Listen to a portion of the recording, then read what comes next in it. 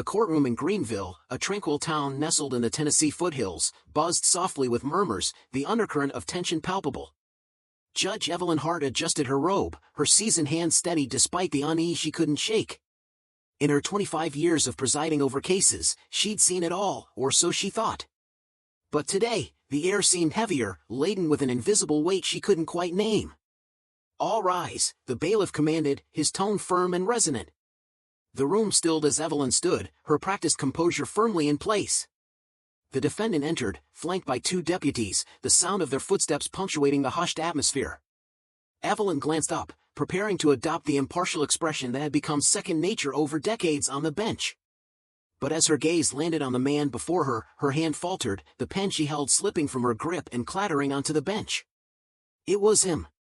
Her breath hitched, though she swiftly masked it, the walls of her professionalism shielding the storm brewing inside. The man before her, shackled and subdued, was Jack Wilder.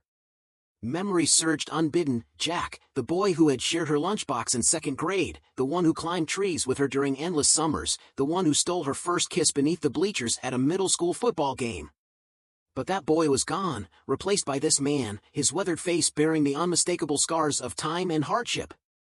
His eyes, though, their gray-blue depths, were unchanged, still holding a haunting familiarity, now tinged with a hollow sorrow.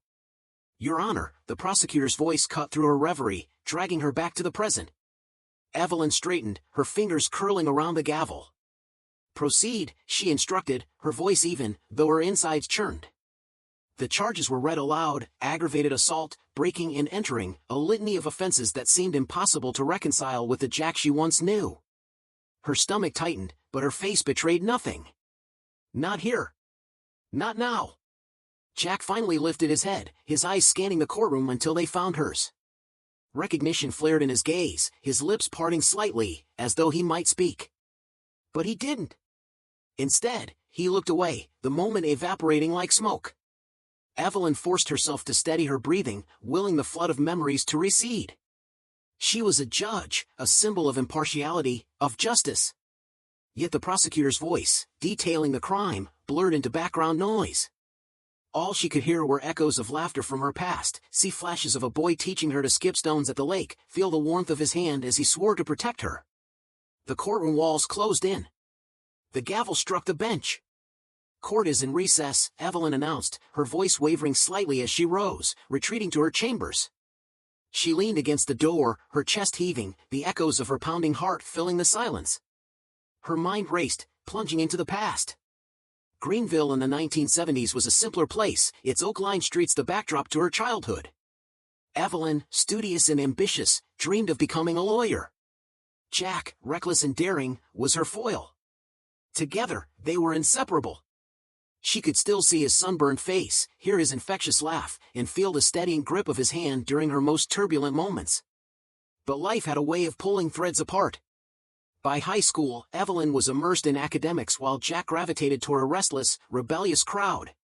She remembered their final conversation vividly. He'd been defiant, resolute, as he told her he was leaving. "They'll chew me up if I stay here," he said, his boots scuffing the dirt. "Then fight back," she'd pleaded, tears streaming. "You don't have to do this." But Jack had only shaken his head, his jaw set in familiar stubbornness. "I've got to find my own way, Evie." And just like that, he was gone. Evelyn sank into her chair now, the weight of those memories pressing down. What had happened to Jack?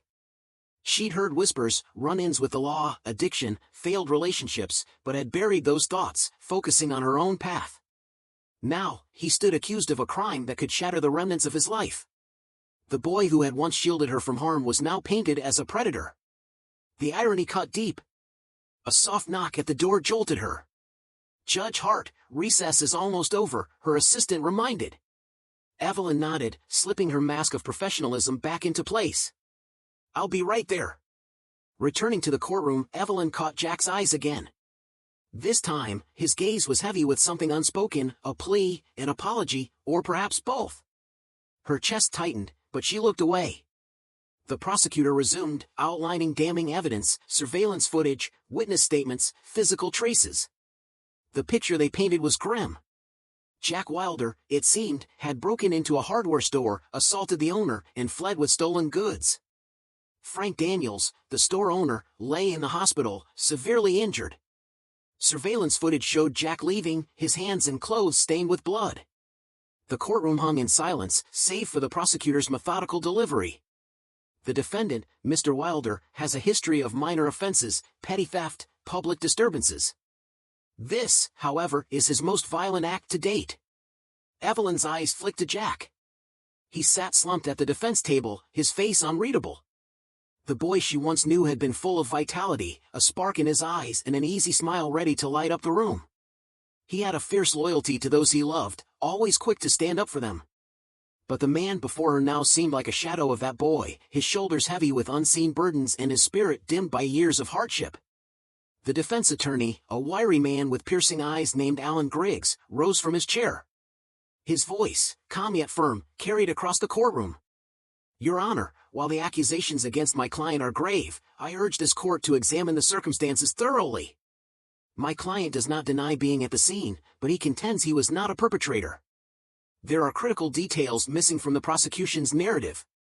Evelyn's gaze flickered between the two attorneys, her composure betraying none of the turmoil inside her. As a judge, she prided herself on her impartiality, yet this case was testing her resolve in ways she hadn't anticipated. Jack Wilder, how could she ever forget him? But she told herself, again and again, that her personal history with him was irrelevant. It had to be. Still, as much as she tried to suppress it, the memories crept in, swirling like shadows in her mind, clouding her judgment. The prosecutor stepped forward, presenting a key piece of evidence. The lights in the courtroom dimmed as grainy black and white surveillance footage played on the screen. The image of Jack Wilder emerged, a younger, leaner man with a frantic expression and clothes darkened with stains, as he fled the hardware store. Evelyn's stomach twisted. It didn't look good. Jack's actions seemed damning. But then came the witness statements.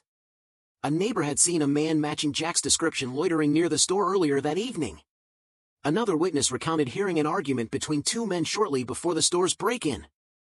The prosecutor's voice rose in certainty as he concluded, Mr. Wilder was found less than a mile from the scene, with injuries suggesting an altercation. Furthermore, he was in possession of tools matching those stolen from the store. Alan Griggs was quick to counter. While my client admits to being at the scene, it was not as a criminal. He acted in self-defense after being attacked by an unknown assailant. We intend to prove that Mr. Wilder is not the aggressor in this matter. Evelyn leaned back, her thoughts racing. The case was anything but straightforward. The prosecution painted Jack as a dangerous offender, but the defense portrayed him as a victim of tragic circumstances.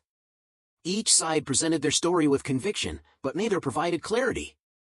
As the arguments progressed, Evelyn couldn't stop replaying the surveillance footage in her mind. Something about Jack's body language stood out. It didn't resemble someone fleeing a crime in triumph. No, his movements were frantic, almost desperate. He looked scared. As the session adjourned for the day, Evelyn watched Jack being led away in handcuffs. Their eyes met for a fleeting moment. In his gaze, she didn't see the guilt of a man caught red-handed.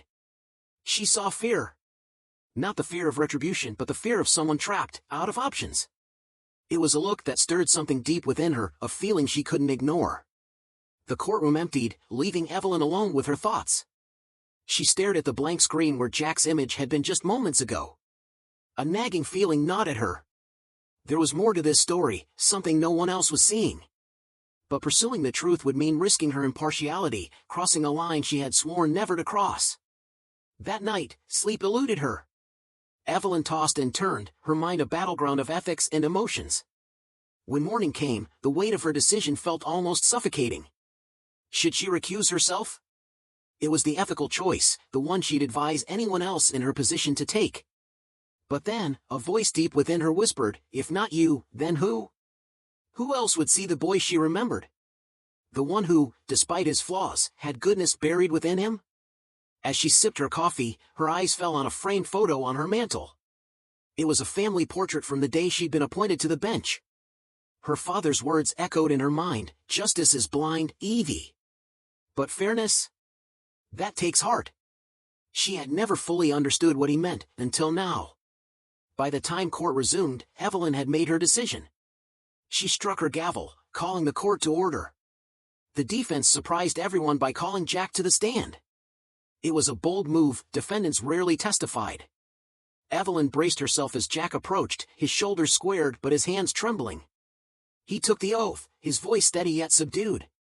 Alan Griggs wasted no time. "Mr. Wilder, can you recount your actions on the night in question?" Jack cleared his throat, his gaze steady yet heavy with emotion. "I was walking past the hardware store when I heard yelling. At first, I thought it was just an argument, but then I heard something break. I went to check it out." "And what did you find?" Alan pressed. "There was a man," Jack said, his voice faltering slightly. "He was attacking Mr. Daniels. I stepped in to stop him, but he turned on me. We fought, and then he ran off. I stayed to help Daniels, but when I saw the police lights," Jack's voice cracked. "I panicked. I ran. I shouldn't have, but I didn't think anyone would believe me." A murmur rippled through the courtroom, broken only by Evelyn's sharp rap of the gavel. "Order," she commanded, though her own heart raced. Alan leaned forward. "This man who attacked Mr. Daniels, did you recognize him?" Jack shook his head. "No. He was wearing a hoodie, and it was dark. I couldn't see his face." "And why didn't you stay to explain this to the authorities?" Alan asked, his tone softer now. Jack hesitated, his gaze dropping to his hands. "Because of my record. People like me, we don't get second chances." The weight of his words hung in the air, heavy and unshakable. Evelyn felt a pang in her chest. She knew the truth behind those words all too well. Greenville wasn't kind to those with a past, and Jack's history made him an easy target. As the day wore on, Evelyn couldn't shake the feeling that Jack's testimony was genuine. His voice, his demeanor, they struck a chord. But was she seeing the truth, or was her judgment clouded by the memory of who he had once been? By the end of the session, the lines between justice and fairness blurred, leaving Evelyn more uncertain than ever. The choice before her seemed more daunting with every passing moment, and Evelyn understood the gravity of it all, too great to let emotions cloud her judgment. That evening, as she pored over the case files in her chambers, fragments of an old conversation echoed in her mind. She and Jack, still teenagers, had been sitting by the lake, dreaming aloud about their futures. "You'll make a great lawyer someday," Jack had said, tossing a pebble into the still waters. "You'll fight for people who need it." She had laughed then and asked, "And you?" His grin had been mischievous. "I'll probably just get into trouble." Evelyn snapped back to the present, shaking her head. The memories, though sweet, were a distraction. She had a trial to oversee, a verdict to deliver. Yet a fear clawed at her, a fear that the cost of getting this wrong would be devastating, not just for Jack but for herself, too. The courtroom carried an unnatural stillness the following morning, the kind of tension that grips a room when the stakes are painfully high. Evelyn sat with her back straight, her eyes steady on Jack. His defense attorney, Alan Griggs, was preparing to rest his case. Across the aisle, the prosecutor seemed ready to pounce, brimming with resolve. But before Alan could conclude, Jack leaned in and whispered something. Alan froze, his expression tightening, then nodded. "Your Honor," Alan said, rising to his feet, "my client wishes to make a personal statement to the court." Evelyn's heart skipped a beat. This was a rarity, defendants addressing the court directly. It was a gamble, a heartfelt plea could sway a jury, but it could just as easily condemn. She hesitated, then gave a slight nod, granting her approval. Jack stood, his chains clinking softly as he moved to the center of the room. The sound echoed, stark against the silence. Though he stood tall, his vulnerability was evident in the slight tremble of his hands gripping the podium. "When I was a kid," Jack began, his voice rough but firm, "I had dreams, just like anyone else. I wanted to be someone, do something that mattered. But life doesn't always go the way you plan." Evelyn felt her throat tighten. She could still see traces of the boy she had known, the one who had dreams as vivid as her own. She forced herself to remain stoic, but the effort was immense. "I'm not going to stand here and say I've been perfect," Jack continued. "I've made mistakes, plenty of them. But that night, when I walked into that store, I wasn't trying to hurt anyone. I was trying to stop something worse from happening." He paused, his gaze sweeping across the jury, the attorneys, and finally settling on Evelyn. "I panicked because I knew no one would believe me.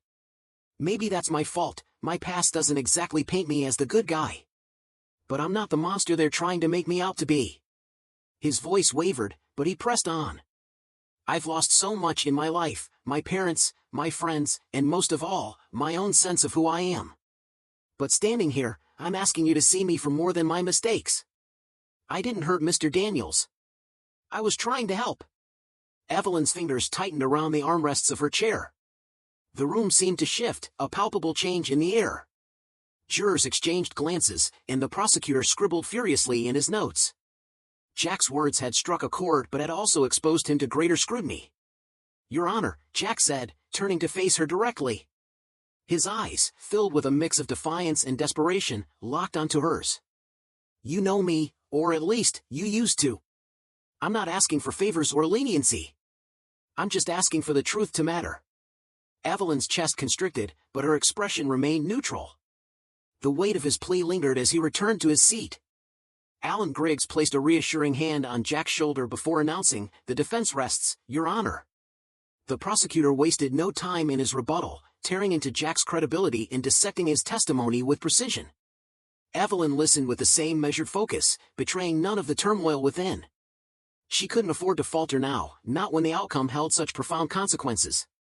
When the session concluded, and the jury was dismissed for deliberation, Evelyn remained seated, her gavel untouched.